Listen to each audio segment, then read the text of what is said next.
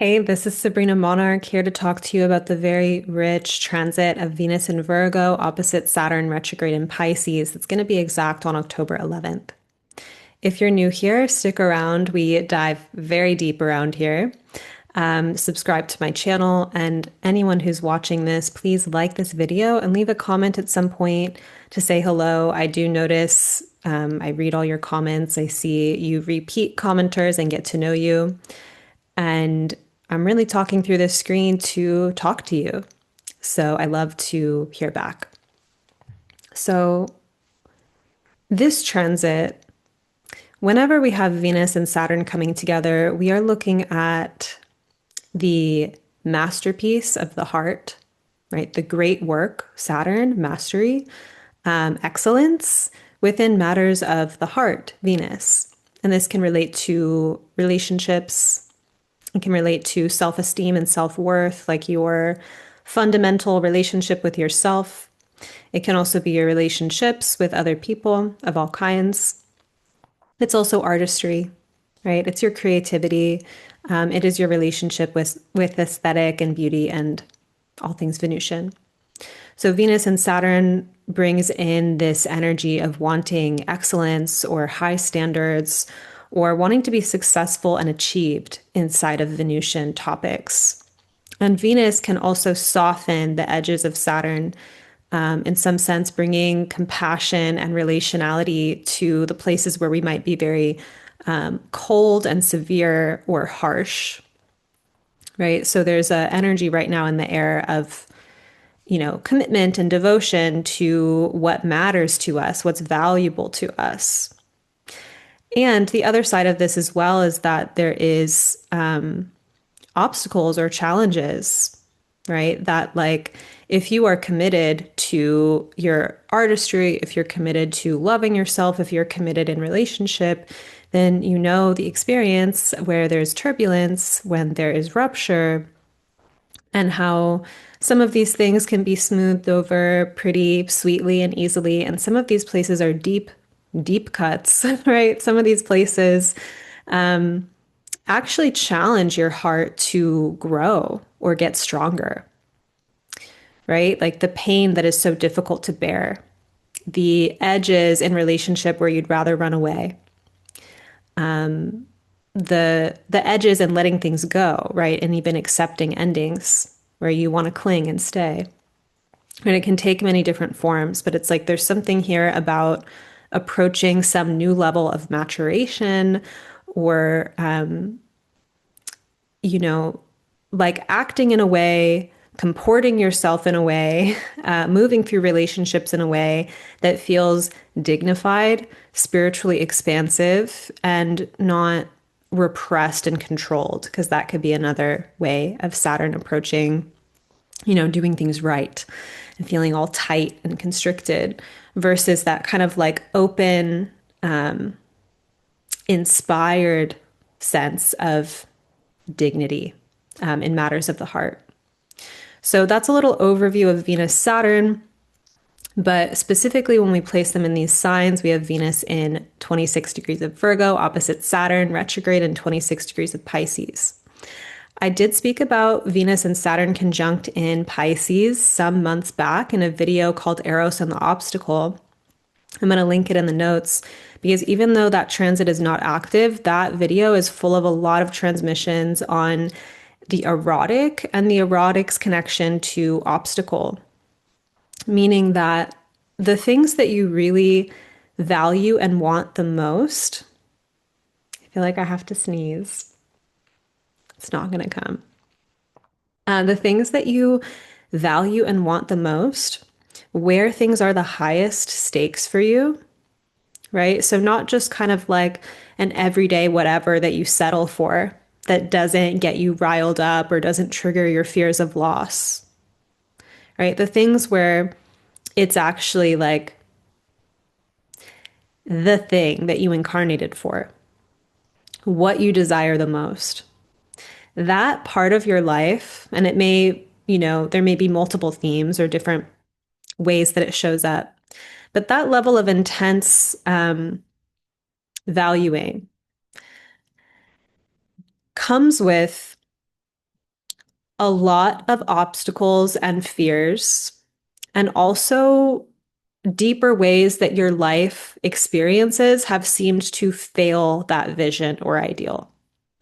So when we talk about the Virgo Pisces axis, we are looking at paradise and paradise lost. We are looking at the biblical sense of the fall, right? That, or we live on a fallen earth, right? Or if you look at it from the perspective of some part of our beingness, our soul, right? Or that deeper part of us that is connected to God and source ultimately, a part of us that remembers what it's like to be one with everything or to exist in a plane of reality where there aren't any problems and everything is kind of in a state of perfection, if you will.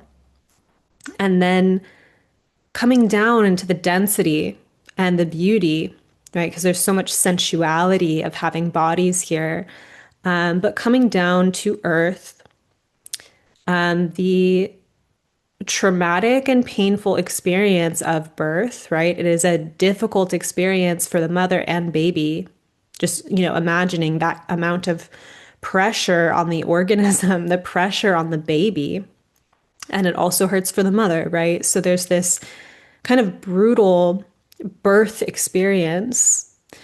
And then the way that in our youth, in our infancy, in our childhood, depending on the experience you had, but pretty universally, generally speaking, there were some parts of your life that really worked out for you. You were taken care of, you had sufficient resource to survive, sufficient resource as well to be happy or thrive in certain ways. And then there were also places of absence and lack profoundly, and in ways that would have particularly triggered you as a being, right? Like, say at a soul level, you really value something, and then you came into a life experience context where that was not very accessible or it was missing. And so your experience of your early environment or your family, there's like a failure, right? Of like something was missing, or there wasn't enough of something very special and important. And then as you get older, you begin to magnetically find yourself attracted to situations and people which have this glimmer within them of that magical special thing that was missing from your life, right? That you fell into this earth experience and there was something that just wasn't quite right. And this actually forms a lot of our eroticism, right? A lot of our turn on or being attracted, right? Or being drawn, right? And this is about people. It's about romance. It's about sex. But it's also about opportunities in life or environments or spaces where you feel that kind of sense of, I just like have to be there. And this can be, there's some layers to this we'll unpack. But just to start out with this premise, the idea that part of our desire nature is a search for wholeness, a search for that return to unity that Pisces represents. And so being drawn to people or experiences where you sense that you can import something, right? And this is sometimes conscious if you know that this is happening and you really give yourself over to this. Personally, I've been pursuing opportunities, people, teachers from as far back as I can remember when I sensed that kind of special spark. I was like, I need that.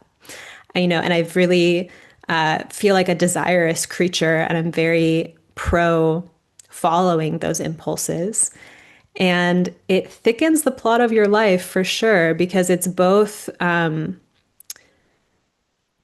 expansive and profound to let yourself be in relationship to that spark of your own desire.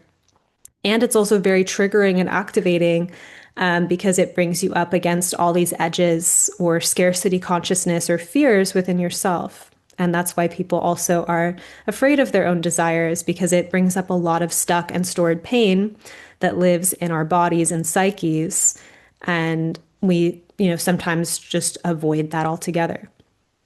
So essentially, when you are really attracted or drawn, right? And sometimes that also shows up first as a repulsion or, like that person who you can't stand and think they're annoying. And then the more that you observe them or spend time with them, such as if you're in like a space that's drawn you together, like they're a colleague or something like that. And you start to realize, like, oh, wait, I actually kind of like this person. They just, I didn't have good relationship with the thing that that person represents, right? So I don't want to get off on too much of a tangent, but this main premise that we're importing qualities that feel missing through relationship with the other.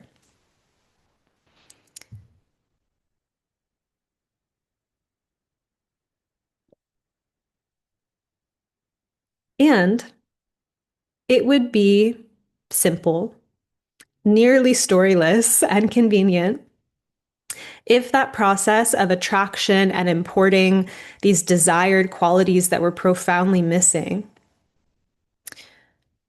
right? Like if you think about something in your childhood that you really wanted and that you just didn't have, and that it was a pain point for you, that you were frustrated about it as a child, chances are those themes have carried out into your adult life.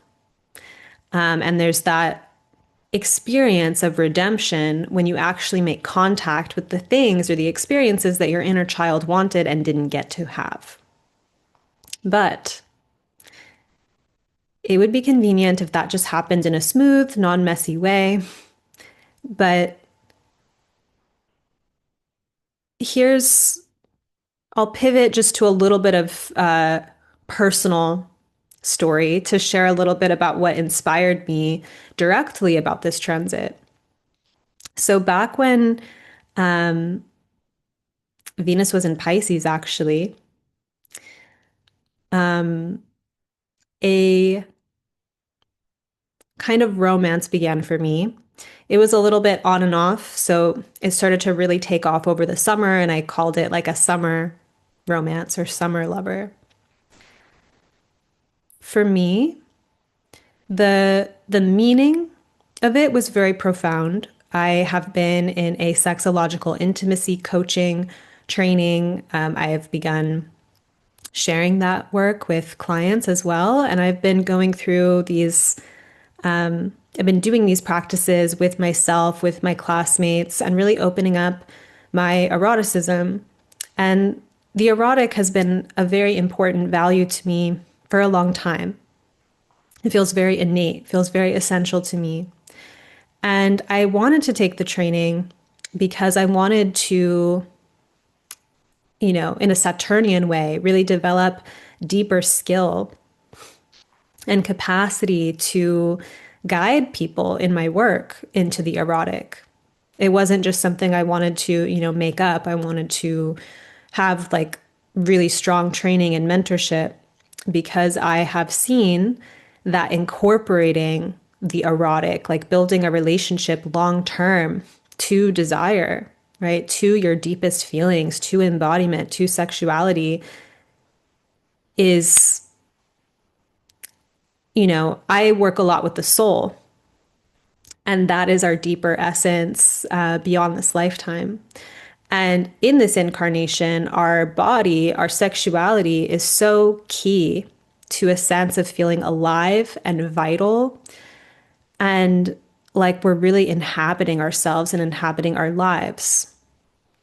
And for me, I've had a lot of peak experiences in my life and a lot of erotic peak experiences. But the struggle for me was that I mean, this will be a big share, but like when starting from like a younger age, and I really engaged this at like 18, 19, especially. I had a lot of attraction to This is very Venus Saturn actually too, to older people. Venus Saturn is the age gap kind of thing. But I really wanted to, with my youth, seduce older men and be like, I want to learn the mysteries of myself and sexuality through an expert. So I wasn't as interested in peer to peer sexual relationship. I wanted the gurus. I wanted the like extraordinary lovers. And I was able to find these magical people. And it was a lot, right? Like the come up of the immense amount of attraction and intensity, and like, wow, this person's so special and magical and like talented and like multidimensional in all these ways. Like, this is a super person I admire and I'm deeply attracted to this person. And also the heartbreak or the absolute devastation of those connections not working out or not being chosen by people that I had put into that role, people through which I was having a huge experience of opening up to myself and the possibilities.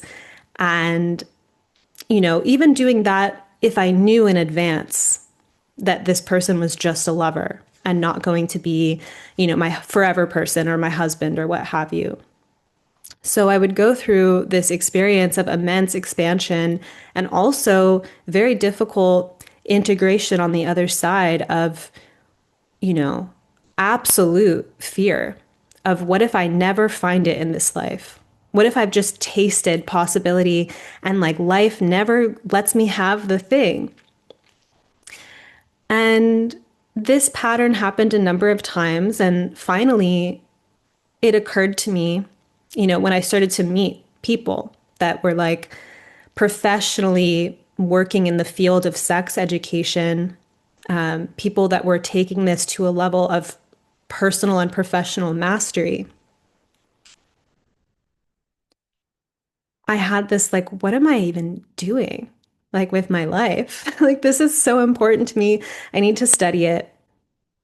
All right. So I took a training and began learning all these new skills and granular nuances of the erotic. And one of my goals or like my personal motivations for taking the training was I want to discover how to integrate this kind of level of immense fulfillment and contentment and magic in myself and not be dependent on the other.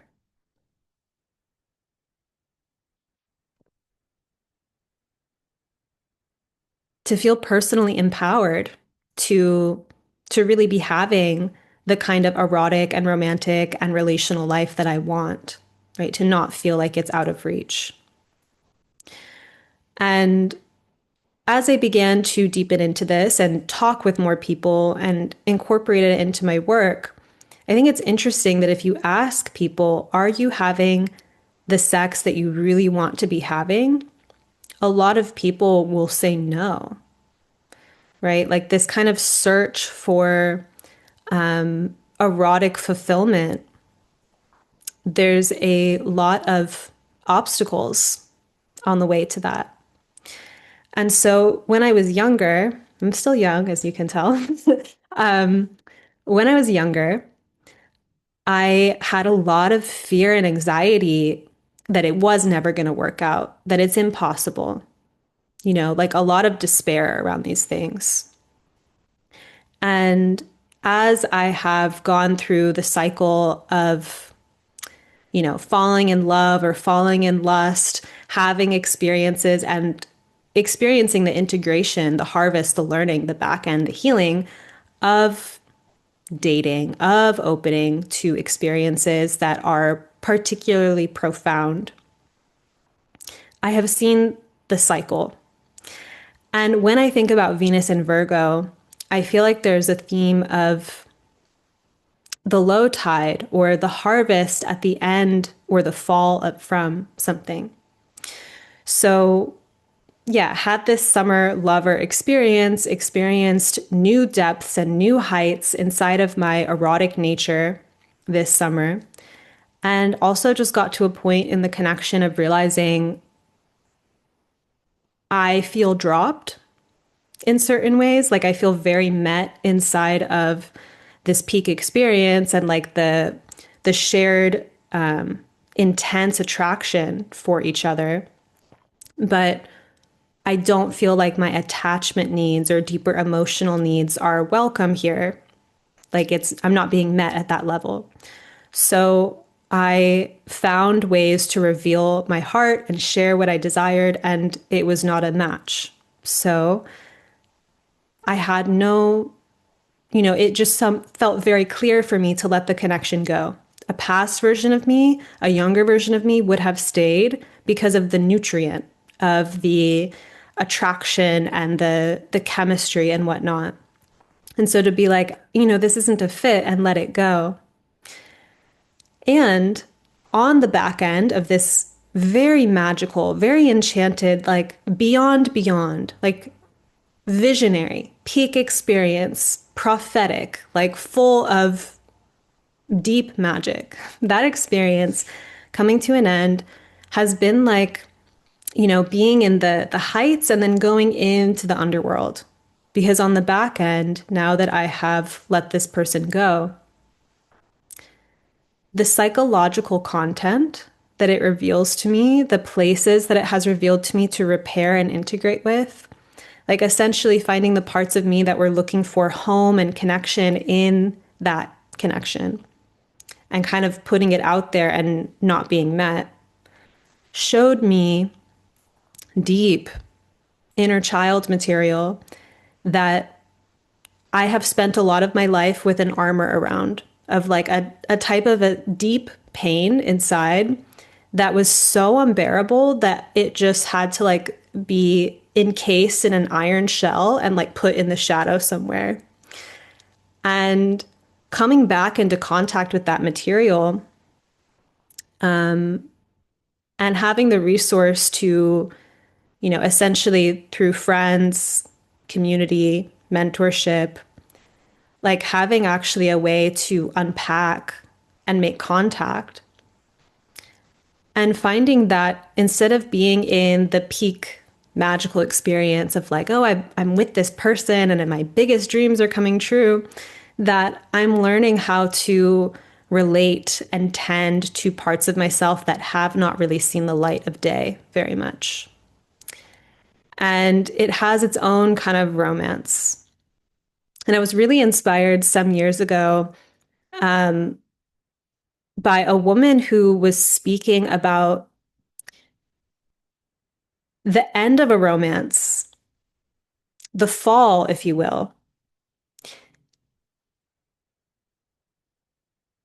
is just as like psychologically and kind of like personally important as the come up. It's like it's very fun the spring and the summer. And then there's an integration when you have the come down. And it could seem like, if you've had this template show up in your life where something happens that's really magical, it feels like it touches like your wildest dreams coming true. You feel alive and restored in ways that you've never felt alive and restored. You feel like you're suddenly in a fantasy movie or like your life is really taking off in the direction that you've always wanted. And how, one, you might even be defended against that before it even begins of like, I don't want to go on that ride. That's fucking scary. I don't want to get my hopes up. Right? Or, but you let yourself say, you go into that experience of really touching the heights of your own eroticism and fantasy and desire. Those experiences have a honeymoon, and then at some point there is going to be a rupture. It could be, a first glimmer of seeing like a shadow part of someone or like seeing them not on their best behavior. It could be a breach of trust. It could be the end of the relationship. But whatever it is, there's a moment where that beautiful paradise, you feel suddenly cast out of it and dropped. And because I've experienced that literally so many times in my life, the first major times that I experienced it, the amount of pain and just terror and anxiety was so extreme. Like it was dark night of the soul kind of stuff. And it would take me a long time, like months, years, to clean up and process all that material. And with it, I learned a lot, right? And now those experiences, while they still trigger intense feelings, the meta awareness or like the philosophical big picture awareness about it helps, right? Because we can be so lost in this, like it's so deep and psychological and it's kind of like amniotic. It's like, it's about coming into existence, it's about being born in some sense, and just that kind of like rupture from the unity with the womb into this very imperfect world where sometimes you cry and no one comes for you, right? Or it takes a long time for the adult to come find you and pick you up and soothe you. And so there's this experience of separation, this experience of loss, this experience of falling. And with that as an awareness of a cycle that naturally happens, without that awareness, I think that we might just be drawn to cling and grasp and try to keep perfection or try to keep paradise and have this deep anxiety about the signs that the season is changing, right? Like deep anxiety that summer is ending and the leaves are turning brown. Like it's the most horrific thing. Like it should not be. Like the leaves were meant to stay, green like the spring forever. The flowers were supposed to stay the way they were forever. And so this shows up, of trying to freeze an ideal, trying to control or keep it, versus what happens when you let yourself descend, right? Where you gain the skills of the heart, Venus, Saturn, to meet the whole story, including those parts of rupture. And so another way that we could frame this is that think about this in context of your relationship with yourself. So for me, I love the version of me that I get to be when I am having peak experiences, when I'm in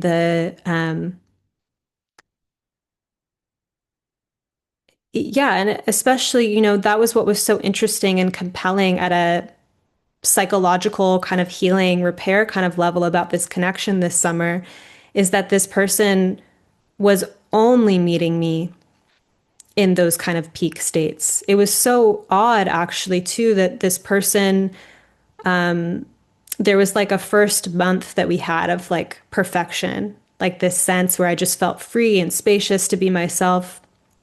And then something shifted, and I felt this person become more distant and only synchronistically message me when I was fully resourced and kind of glowing. And if I dipped into these like difficult feeling states or feeling anxious about the connection being more spacious, more distant, feeling upset about that, it was radio silence. And then as soon as I went into my inner state and made myself like resourced and glowing and like a fountain and like my energy was all lit, he would appear. And it was so consistent of just like, why did I magnetize someone who only likes me up here? And literally just through some kind of felt synchronicity between us only vibrates with me up here. I want someone who's with me in it all. Like I want that soul connection. I want someone that I can be myself with in an everyday way. And a few people reflected back to me, you have to fall in love with your mundane life, right? Like, um, so I started taking that to heart of like, where do I have an internal rupture? Where is it that I privilege myself when I'm amazing, when I'm bright, when I'm all lit up, when I'm like fully alive? And where do I subtly check out, disassociate, not value my life when I'm like cleaning the house, my life when I'm not feeling vibrant and amazing? And what I began to discover inside of going from this peak experience and the flush of like, wow, this kind of dream of this kind of connection, at least, wasn't picturing him as like a long-term partner, but feeling this kind of quality qualities within the connection that are something that I deeply seek and value, that excitement of that being in my life, that excitement of dancing with that, to then the lights going out and it being gone and feeling like this deeper, like, well, what's here now? What part of me is neglected, right? Like feeling into all of that material and starting to feel a commitment. Like, I'm here to relate to these parts of me, right? And so the romance has continued in a different way. It's changed. And I haven't always had the resource or the sight to look at it that way. Because when I was younger, beautiful things coming to an end was just tragic. It was just the worst, right? And I didn't have the resource or the perspective. It just was pain. And so to bring this back to the transit, Saturn Venus is about committed, enduring love. And Venus in Virgo has a sense to it of, it's not the fantasy of Pisces. Part of the magic of Venus in Virgo, just because it is also a magical placement, you have like this craft artistry or like herbalism, or it's very witchy also. Virgo is like understanding the magic of plants. And so you have a certain, like a beauty that comes through with Venus in Virgo in an earthy way. And it's also just the daily details, like the craft attention. And so thinking about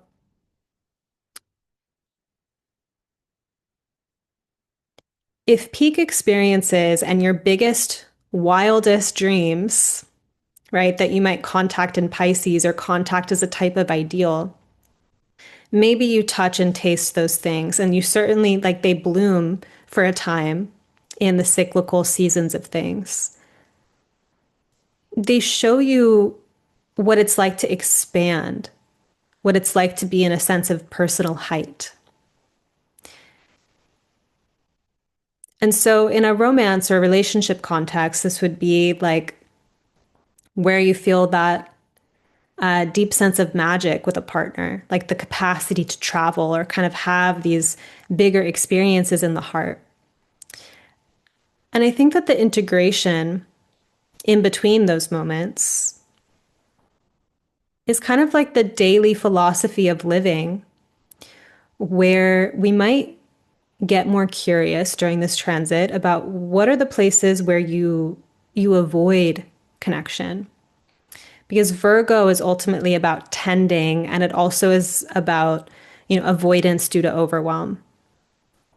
One of the images that I had for, Venus in Virgo when she was conjunct the South Node was like, you could be eating like a beautiful meal. It's like plated in this beautiful way. It's gourmet, like the ambiance is nice.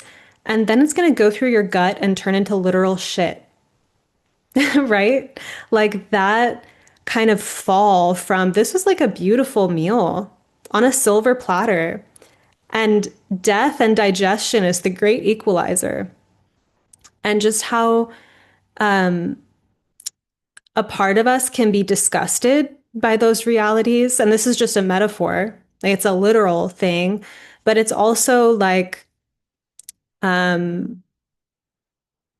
your affection for someone can sour because of a breach of trust, or how a part of your essential nature through, ruptures in your life that weren't repaired, you can find yourself kind of decay in certain ways.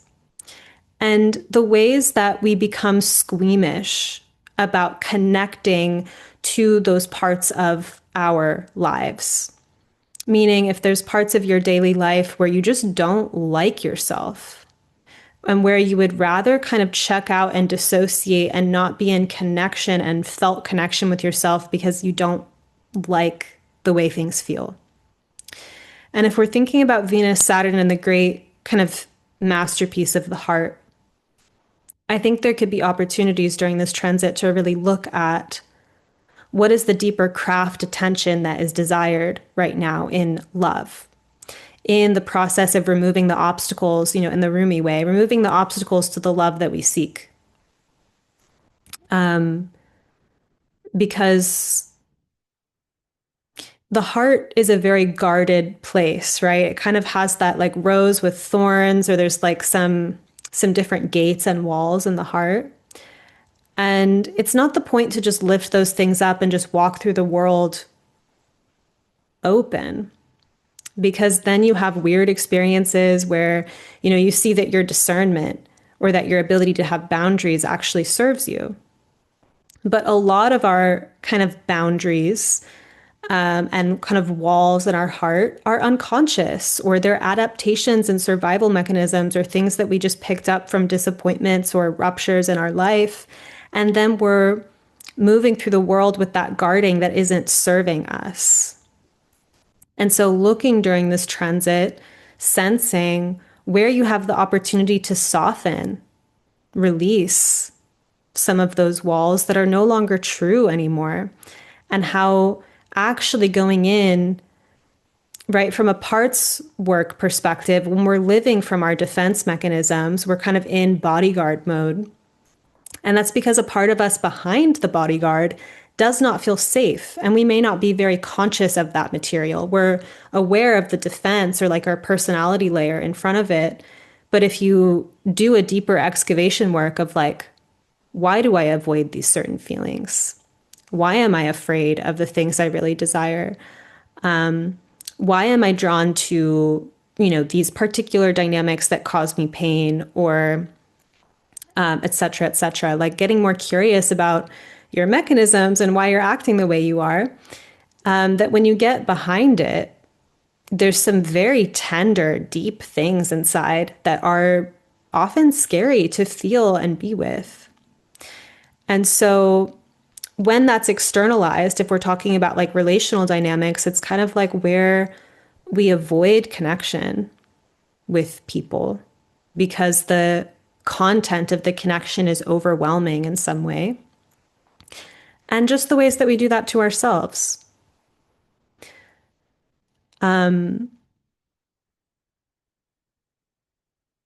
Venus Saturn could be, the opposite of like a fair weathered friend. It's like the person who's really with you in the dark night of the soul, the person who's really with you in all of your fullness, in your highs and lows.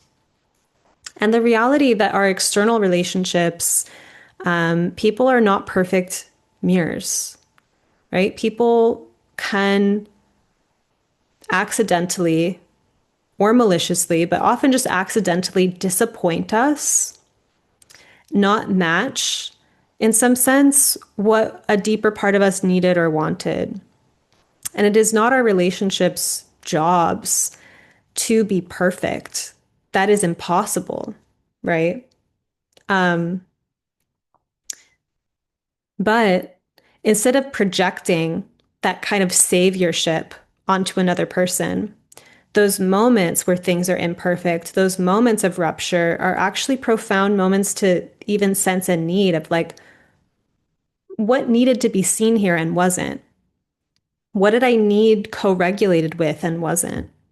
And our pursuit of deepening and enhancing our relationships so that they are fuller and more connected, and also allowing moments of rupture or moments of fall, moments of being disappointed with our experience or wishing that things had been different.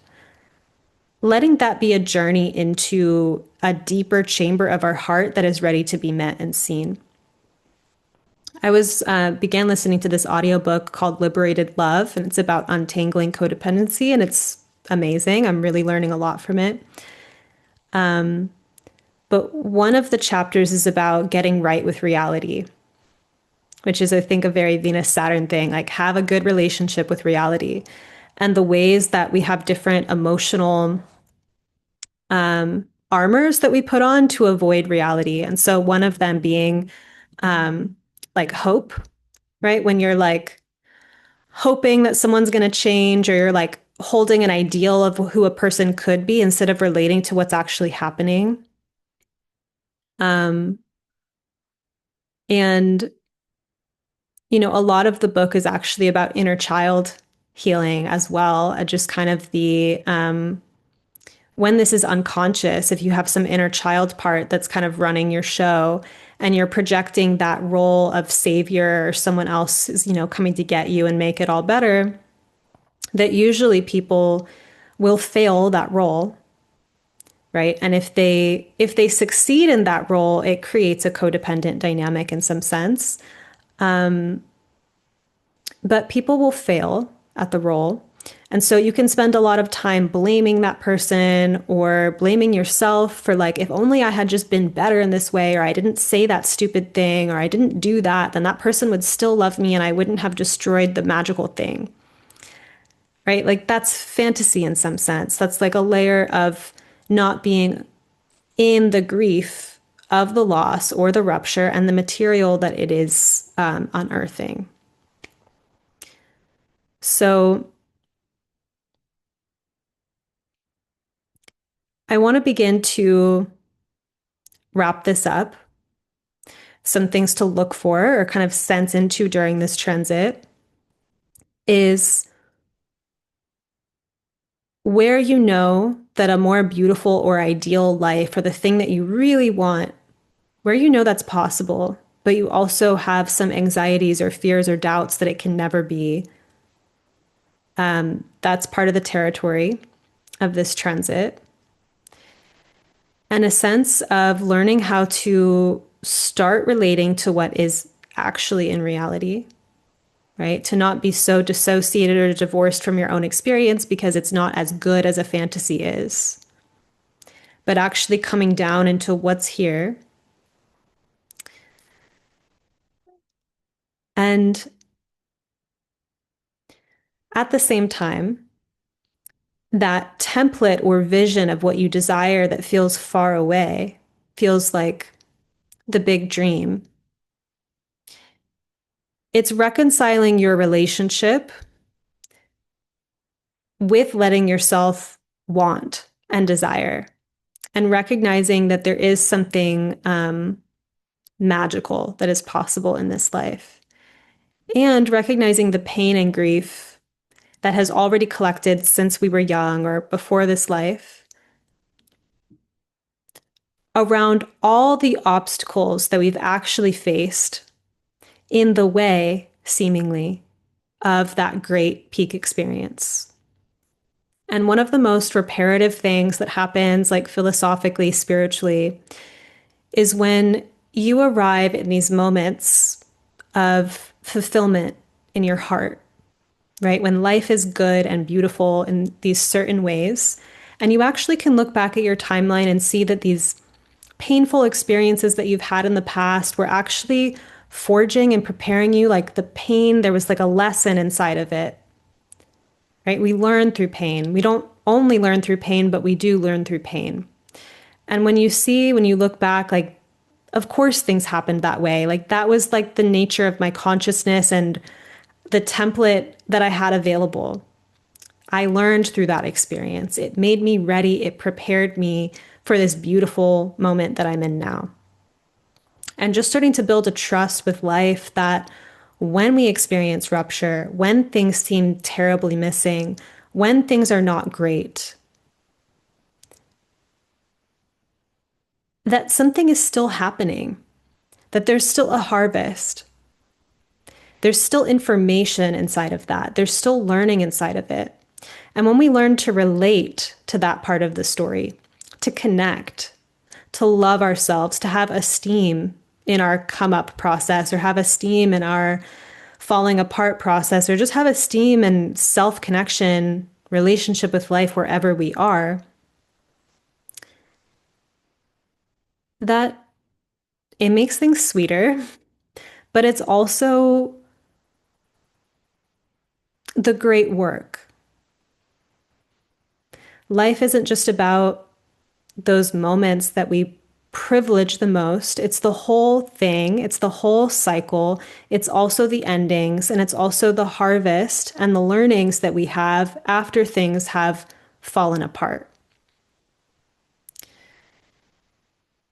And when we don't want to give love to those parts of our life and we just kind of try to brush them away or put them in the shadow or use fantasy of like, well, maybe someday it'll be better, or I'm going to like stay awake and alive when things are good, then we just build up, shadow stuff that grows stronger of parts of ourselves that want recognition for their hurt and pain and have value, have a message inside of that.